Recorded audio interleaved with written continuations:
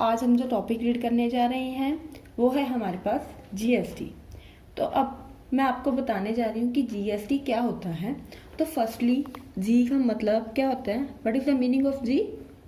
Goods and S service and T tax.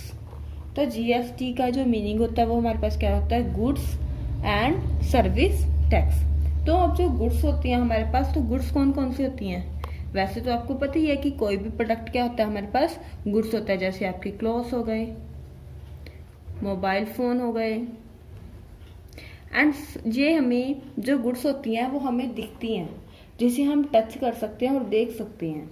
और जो service होती हैं जो हमें नहीं दिखती, जैसे मान लो आप किसी रेस्टोरेंट में गए हो तो उन्होंने आपको कोई सर्विस दी है, तो आपको वो फील तो हो रही है कि हाँ जी उन्होंने आपके लिए सर्विस दी है, पर क्या आप उस सर्विस को देख सकते हो? आप उस सर्विस को देख नहीं सकते। तो वो क्या है, सर्विस। जो चीज़ हमें नहीं दिखती, जिस चीज़ को हम टच नहीं कर सकते, वो क्या है हमारे पास, सर्विस। जैसे देखो आपके पास मोबाइल फ़ोन में डाटा की सर्विस होती है, तो डाटा आप यूज़ करते हो, ठीक है, बट आप उसे फील कर सकते हो, पर आप उस डाटा को देख तो नहीं सकते, उसकी रेंज को देख तो नहीं सकते ना, सिर्फ एक पता कर सकते हैं हम, ठीक है। तो अब बात करते हैं टैक्स की। तो टैक्स क्या होता है हमारे पास? आपको पता है कि जो टैक्स होता है वो गवर्नमेंट हमसे कलेक्ट करती है, जनरल पब्लिक से कलेक्ट करती है। किस लिए? पब्लिक की वेलफेयर के लिए ही।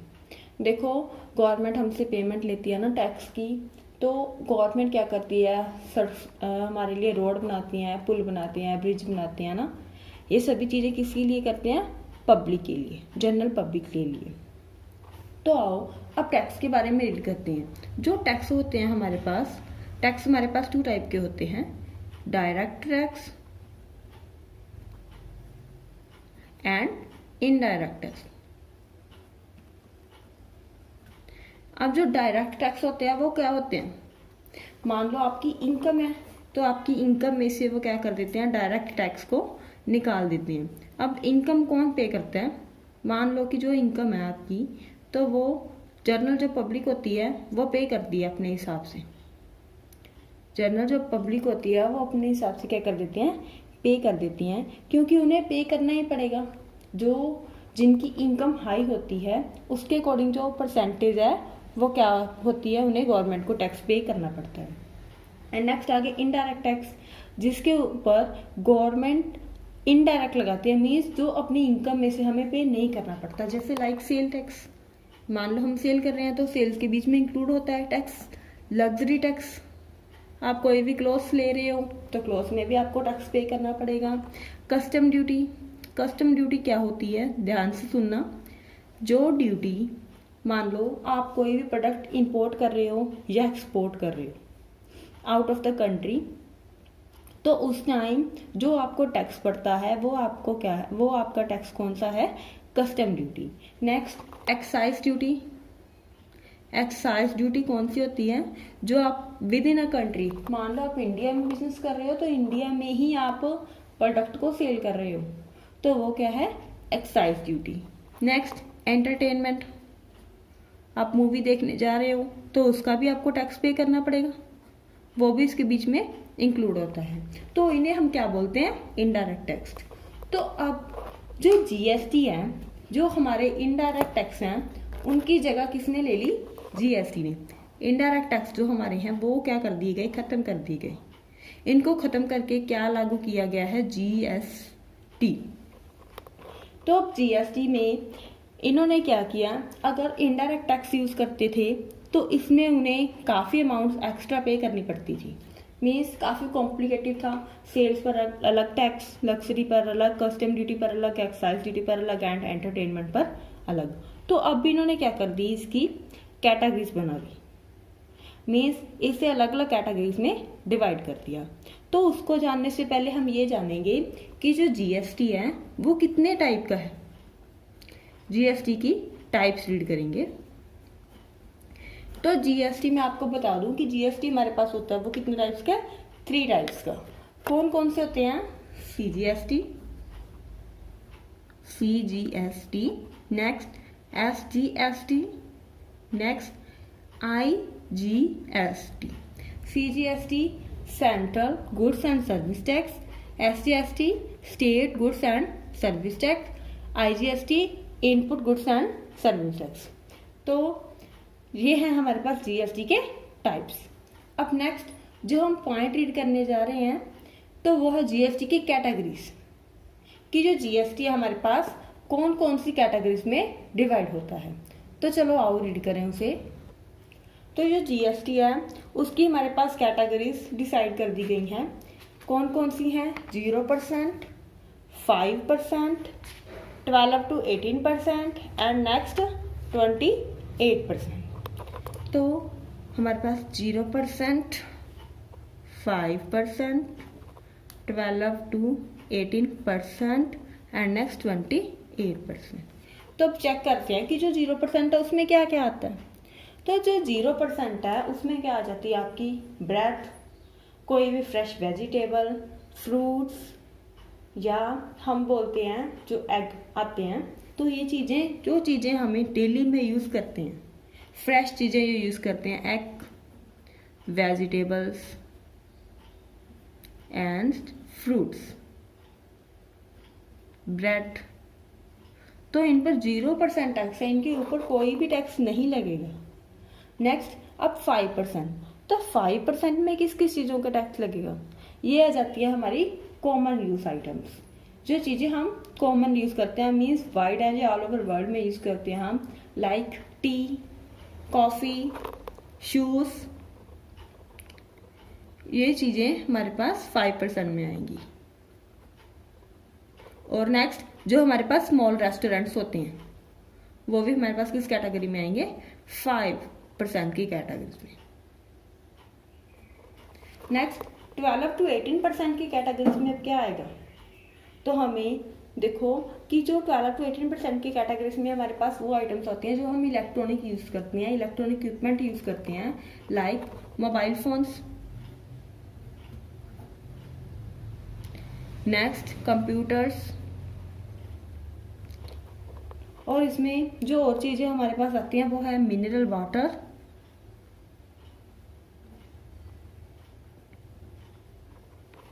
नेक्स्ट है हमारे पास 28%। तो 28% में हमारे पास कौन सी आइटम्स आती है? तो फर्स्टली इसमें हमारे पास आ जाते हैं लग्जरी आइटम्स। लग्जरी आइटम्स हमारे पास हो गए क्लॉथ्स, और नेक्स्ट टेलीफोन्स जो हमारे पास घर में पहले होते थे, लैंडलाइंस, नेक्स्ट जो हमारे पास रेस्टोरेंट्स आ जाते हैं बड़े।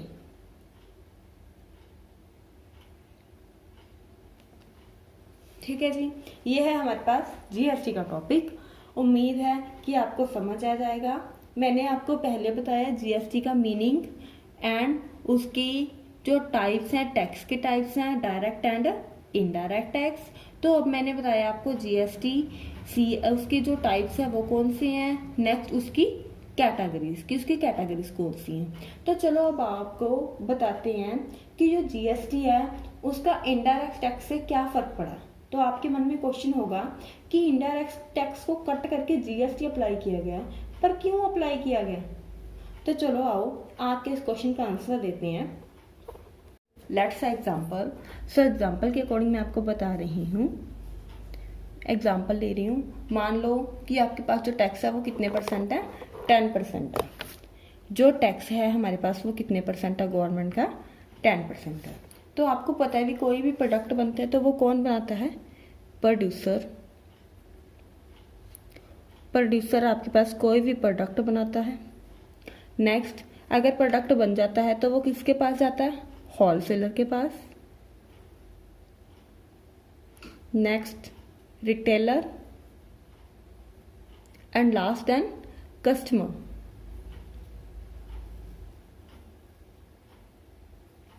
तो हमें पता है कि कोई भी हम प्रोडक्ट बनाते हैं तो उसकी जो 4 प्रोसीजर्स हैं, producer, wholesaler, retailer and customer. तो मान लो कि जो प्रोड्यूसर है वो प्रोडक्ट बनाने के लिए 50 रुपीज़ का रॉ मटेरियल यूज़ कर रहा है एंड 50 का वो क्या कर रहा है, कोई भी प्रोडक्शन रखना है अपनी या अपना प्रॉफिट रखना है। तो टोटल उसके पास अमाउंट कितनी हो रही है? 100। तो तो उसके ऊपर से 10% टैक्स पे करना पड़ेगा। वो कितना हो गया 10। तो दैट मीन्स वो जो होल सेलर को अमाउंट देगा वो कितने की देगा 110 की। तो अब नेक्स्ट जो होल सेलर है वो भी अपना प्रॉफिट रखेगा। कितना रखा, मान लो उसने 10 रुपीज़ प्रॉफिट रख लिया, तो कितनी अमाउंट होगी 120। तो उसे भी 10% टैक्स पे करना पड़ेगा 12। तो टोटल अमाउंट उसे कितनी, जो रिटेलर है वो कितने की मिलेगी उसको 132। अब जो रिटेलर है वो भी अपना प्रॉफिट रख रहा है। मान लो कि अब अमाउंट आ रही है 132 प्लस 10 रुपीज़ का उसने प्रॉफिट रखा, टोटल अमाउंट कितनी होगी 142। तो 10% टैक्स उसे भी पे करना पड़ेगा 14.2। तो जो कस्टमर है तो कस्टमर को वो चीज़ कितने की मिलेगी 156.2 रुपीज़ में। तो कस्टमर को जो चीज़ है वो महंगी पड़ती थी, जबकि आप देखो कि प्रोड्यूसर ने उसे बनाया टोटल 100 रुपीज़ में, तो 110 की उसने बोला, तो कस्टमर को कितने की मिली है 156.2 रुपीज़। ये हमारे ओल्ड मेथड था जो ट्रेडिशनल चल रहा था, ट्रेडिशनल मेथड है हमारा। तो अब जो हम नेक्स्ट मेथड कर रहे हैं वो हमारे पास कौन सा मेथड है, जो करंट मेथड है, जीएसटी वाला मेथड चल रहा है हमारे पास। तो इसमें क्या करते हैं, सेम प्रोड्यूसर ने मान लो अमाउंट लिया 50 प्लस 50 का उसने प्रोडक्शन या अपने पास कोई अमाउंट रख ली, तो टोटल हमारे पास कितना हो गया 100। तो इसमें जो टैक्स पे करना है तो वो किस पर पे करेंगे, प्रॉफिट पर।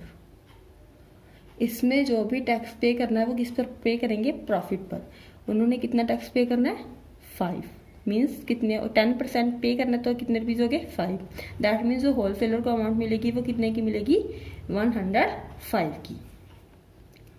तो अब होल सेलर क्या करेगा, मान लो उसने 10 रुपीज़ अपना प्रॉफिट रखा है, तो कितने की होगी 125। तो प्रॉफिट का फिर 10% कितने रुपीज़ हो गए 1, तो कितने की मिलेगी रिटेलर को 126 की। तो अब जो रिटेलर के पास कितने की आई है 126 की, 10 रुपीज़ वो अपना प्रॉफिट रख रहा है, तो कितनी हो गई हमारे पास 136 एंड 1% फिर उसका प्रॉफिट का टैक्स बन गया 137।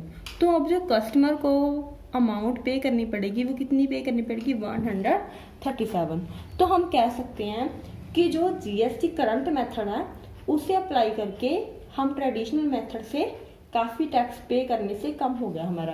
पहले हमें टैक्स ज़्यादा पे करना पड़ता था, ट्रेडिशनल मेथड में हमें टैक्स कितना पे करना पड़ा 156.2 एंड देन हमें कितना पे करना पड़ा टैक्स करंट मेथड में जीएसटी में 137 रुपीज़। तो हम कह सकते हैं कि ये जो जीएसटी अप्लाई हुआ है एक कस्टमर के लिए बहुत फ़ायदेमंद है। तो हम ये नहीं कह सकते कि जो जीएसटी है वो बिल्कुल अच्छा नहीं है। तो ये अप्लाई कब हुआ था, याद रखना 1 जुलाई 2017। ये कब स्टार्टिंग हुआ था, कब रिकमेंडेड किया गया था, ये 1 जुलाई 2017। तो ये कस्टमर के लिए बहुत ज़्यादा फायदेमंद है। आई होप आपको ये टॉपिक समझ आ गया होगा। ध्यान से रीड करना है अपनी बुक को भी, और जो प्रॉब्लम्स हो, जो डाउट्स हो वो बता देना। Thanks, have a nice day.